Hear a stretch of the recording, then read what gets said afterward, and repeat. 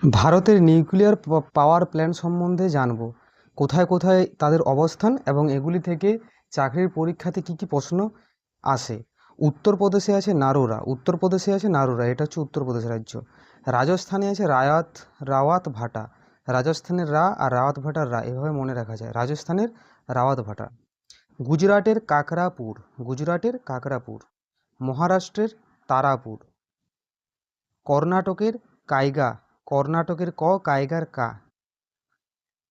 কাইগা। আর তামিলনাড়ুতে আছে দুইটি, কুদানকুলম আর কলাপক্কম।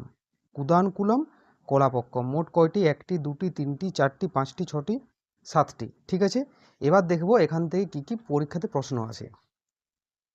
ভারতের প্রথম নিউক্লিয়ার পাওয়ার প্ল্যান্ট কোনটি? এই যে নিউক্লিয়ার পাওয়ার প্ল্যান্টগুলি বললাম, তার মধ্যে প্রথম হচ্ছে কোনটি না, মহারাষ্ট্রের মধ্যে যেটি আছে তারাপুর।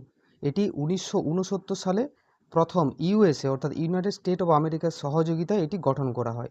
তাহলে ভারতের প্রথম নিউক্লিয়ার পাওয়ার প্ল্যান্ট কোনটি না, তারাপুর, মহারাষ্ট্র। ভারতের প্রথম পারমাণবিক চুল্লি অপ্সরা কোথায় অবস্থিত?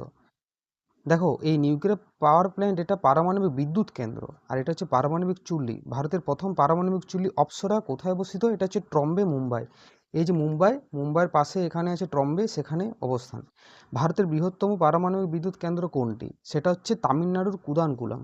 এই যে তামিলনাড়ুর কুদানকুলাম, এটা হচ্ছে বৃহত্তম, অর্থাৎ এখানে সবথেকে বেশি বিদ্যুৎ উৎপন্ন হয়। ভারতের পারমাণবিক কর্মসূচির জনক কে? কে এই সহযোগিতা করেছিলেন এবং ভারতে প্রতিষ্ঠা করেছিলেন কে না, হোমি জাহাঙ্গীর ভাবা।